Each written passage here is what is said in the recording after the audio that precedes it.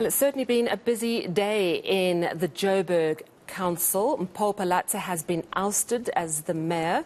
She was removed in a vote of no confidence this afternoon. DA's coalition partner Action SA blame Phalatse's party, the Democratic Alliance, saying it has neglected her and allowed the ANC to come back into power. Let's speak first to our reporter Aviwe Mtila, who's been covering that story, and we will bring in Pule Letshwiti-Jones, who's been focusing on what's going on in Ekurhuleni in just a moment. Aviwe, let's start with you on what's been going on in the city of Johannesburg, which is, of course, the largest city in the country, and we have seen so much political turbulence at metro level. It is certainly not good for the running of our city. This morning, Mpho Phalatse was relatively confident that she might survive this. What is she saying now she's been ousted? She was very confident, Sally, in the morning, remember, even tabling out plans around load shedding and what her government will do, given that she was still at that time the mayor of the city of Johannesburg. Of course, things turned for the worst about over an hour ago, where she was actually ousted. And we do understand it was 140 votes that voted for the motion to be adopted and another 129 that was against that. But of course, those numbers tallied. Some 269 councillors that voters inside decided that, in fact, she must be ousted. So now what you're seeing happening this very moment inside council, Sally, is just some members deliberating on whether they'll then vote for the election of the new mayor today.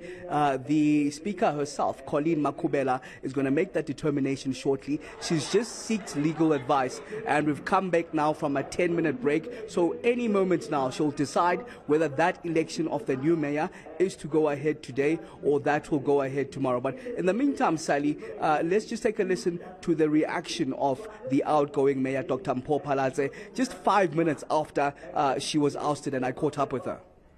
It was my wish to continue. It was my wish to see this term through. This has happened. We will elect a new mayor tomorrow. We will table a candidate. I will put my hand up yet again, and we see how that goes. That's democracy. The only thing I'm grateful for today is that everything was done legally, everything was above board, and it looks like they followed the rules of council and the laws of this country to the T. I want to speak on some of what was said by the parties here. Action SA, one of your biggest coalition partners, suggesting that the DA itself was not in support of you as the mayor. I need to get your sense in this. Well, I mean, that stems from our attempt to bring in the Patriotic Alliance and what unfolded in the last 2 weeks. Unfortunately, I'm not allowed to speak on it. There are dedicated spokespersons in the DA to speak to this. It's Solly Malati, John Steenhuisen, Solim Simanga, and Celia's Brink. I think those are the people that people must ask questions. But yes, a lot has happened in the last few weeks, and that's the reason why some of the speakers are saying what they're saying.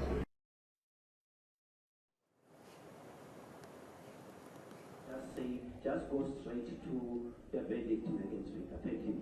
So, Sally, I'm not sure if I'm actually on now, but of course, there are those interesting discussions. I'm not sure if you heard that last bite from the outgoing mayor, Dr. Mpho Phalatse, saying that those questions need to be asked to the relevant people. But it was that question around what the other parties believe. For example, Action SA, which is the closest, the party with the biggest numbers when it comes to the now former coalition government of Johannesburg, they seem to suggest that the Democratic Alliance wanted Mpho Phalatse out. And of course, those sentiments were reverberated by the likes of your Kate McKenzie from the Patriotic Alliance, who said that the DA doesn't want Mpho Phalatse to be the mayor of Johannesburg. In fact, I want you to take a listen to some of those conversations that I've been having with some of these political parties on why there was this motion in the first place and why it seems the DA is not supporting Mpho Phalatse.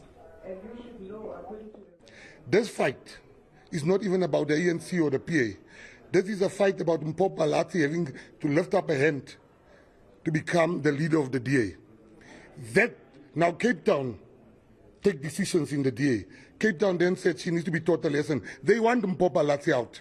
There's no way that Action SA could have given up their seats in order for Phalatse to remain. And the DA doesn't want Phalatse to remain. How is that even possible? I spoke to him in Mashaba, and he said, take transport, MMC of transport, take MNC of, it was Transport and Economic Development. That's his portfolios. Because him and Masaba wanted to save the coalition. But here they want to teach Mpho Phalatse a lesson. And now we are all collateral damage. Because they don't want black people to rise in the DA. You can just go a certain level, then they cut you down to size.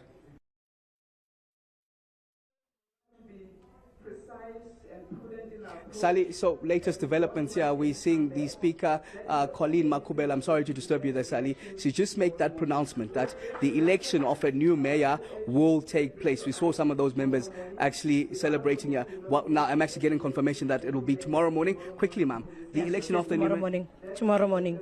That election of the new mayor? It will happen tomorrow morning.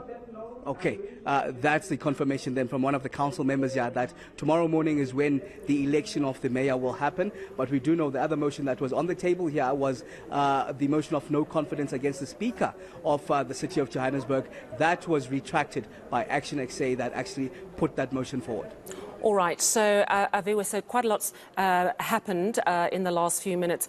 Initially, there was a possibility that the vote for another mayor might happen tonight, but now it's confirmed it is in fact going ahead tomorrow in the city of Joburg.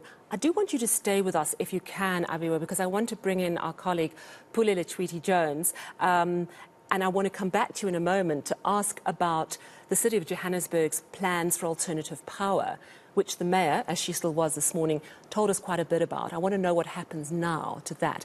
I'm going to give you a few moments, though, to think about that, because Pule Letshwiti-Jones, you've been out on the East Rand in Ekurhuleni, where the Super 7 parties, these minority parties as we know them, tabled a motion of no confidence against the chief whip in Ekurhuleni, Khetha Shandu, and also the speaker, Raymond Dhlamini. They're accused by the coalition of failing to execute their duties without bias. So, Pule, I wonder if you could just talk to us about what's been happening in Ekurhuleni this afternoon. Well, yes, Sally, the politicking and the jostling happening today.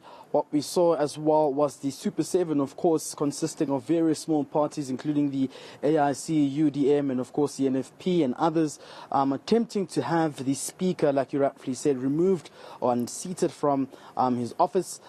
We saw that they had, of course, also gained momentum and the backing of the other big parties, such as the ANC and the EFF, who supported their mandate to ensure that Mr. Dhlamini, as the Speaker of the Ekurhuleni Council, will be removed. However, we saw a pushback from the Speaker as well, who refused to amend the program, the council program today, in which the Super 7 was saying the motions should be heard first before they move to the adjustment budget, which speaks to service delivery.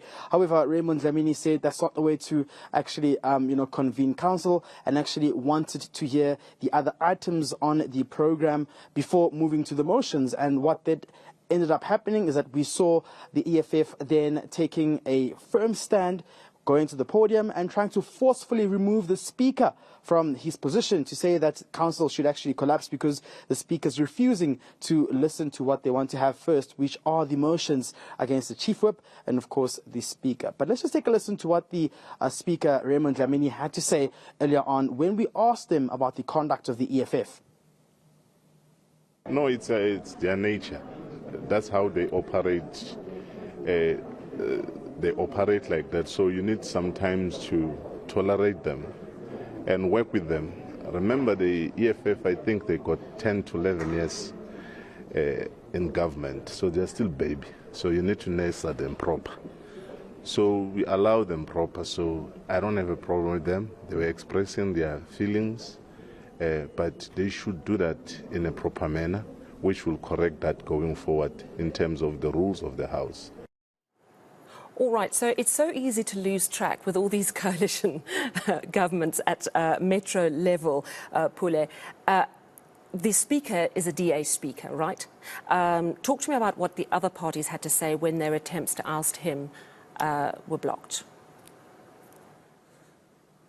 Well, I mean, they're quite disappointed. I mean, looking at what happened in Johannesburg today, where the DA Mayor Mpho Phalatse was ousted, you get a sense that now that the ANC and EFF are seeing eye to eye in Ekurhuleni, they would have hoped to have the Speaker removed from office and therefore go on to field their own Speaker, which would then lead them to having to remove the mayor, Tanya Campbell, which is the pattern that they're trying to take in terms of going back into power. But of course, we saw, like I said, that pushback from the Speaker, avoiding all of that from happening.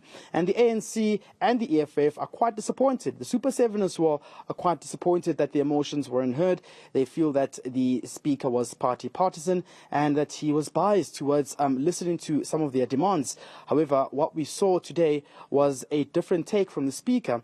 And the ANC and the EFF have vowed to come back again and the Super 7 and push for that motion to have the Chief Whip and the Speaker removed. However, Sally, one must say, at the bottom of this as well are the residents who continue to suffer. Service delivery not being accelerated, Tembisa residents complaining about the increasing electricity tariff hikes. You have the dirt and rubbish not being collected in the city of Ekurhuleni. Neighbours, or rather community members in Nigel also embarking on protests due to poor service delivery.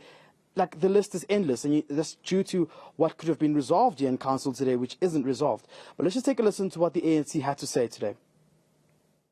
It's extremely disappointing what transpired today, but it's a tip of an iceberg. It's actually a confirmation of a type of a speaker that we have. A speaker who really does not comprehend the standing orders of council, because the standing orders of council, they do permit a submission of an amendment into a motion. So it was factually incorrect for him to project an image that another motion was brought in. It was not. We accepted the motion. We proposed that let there be an amendment into the motion, because the matter of motions is critical, because it speaks to the political governance and the political leadership of the city, which in turn impacts on service delivery and how we drive development in the city. All right, so Pule Letshwiti-Jones, the status quo in Ekurhuleni holds for now. Aviwe Mtila, I want to bring you back on the Joburg issue. Pule making the point that with all this political wrangling going on, the real issues that the city needs to be engaging on, dealing with potholes, dealing with service delivery, tend to fall by the wayside. Which brings me to the big issue that's front and centre for all of us, and that's power supply. Just this morning, the mayor, before she was ousted, was talking about what Johannesburg can do to try and ease some of the levels of load shedding. Now that she's been ousted, presuming that she won't get in again when she stands tomorrow for that mayor vote, let's say she doesn't, what happens to all those plans? That's a very big question, Sally, one that she hopes that the incoming mayor will take forward. But of course, now her powers have ended, Sally. I mean, those were very interesting plans. Talks of within the next 6 months getting some 401 million rand in that will then ensure the moving from Eskom, the reliance on Eskom, and then to the independent power producers for long-term contracts that would help the city of Johannesburg. Those are seemingly now, Sally, falling flat, given who will then take that mayoral seat. And speaking of who might take that mayoral seat, I have with me Tapelo Ahmad, who we do understand is from Al Jama, one of the minority parties. He's being presented as the man that could be next in line. In fact, no stranger to the politics and leadership ranks of Johannesburg as the former MMC of development in the city of Johannesburg. Thank you for joining us at eNCA. But I see a lot of people as they were walking by saying mayor, mayor, in those kind greeting and gestures. Yeah. But of course, it adds up to the numbers. You've been having a lot of caucuses. What are the numbers looking like? We are solid, as you've seen for yourself, that we removed the mayor with 140 votes. So those numbers are still intact. So we are not deterred in terms of numbers. We'll come back tomorrow here. The same numbers will support the incoming mayor tomorrow morning. I think then the big question is the one that my colleague Sally is asking in terms of the plans that are on the table. From some of them we heard this morning on tackling the load shedding crisis, for example. What will your role be then in ensuring that there's a proper handover and you continue with the work should you be elected the mayor tomorrow? Correct. It's an engagement that needs all stakeholders on the table, and I'll therefore present a 100 days plan. I'll come back when I'm elected tomorrow, and then I'll present that plan to say what is it that I want to focus, or primarily what could be the priorities. I know that the issue of electricity has been a crisis in the city of Johannesburg. The issue of joblessness jobless. People are not employed in the city of Johannesburg. There's a lot of starvation. People are unable to survive.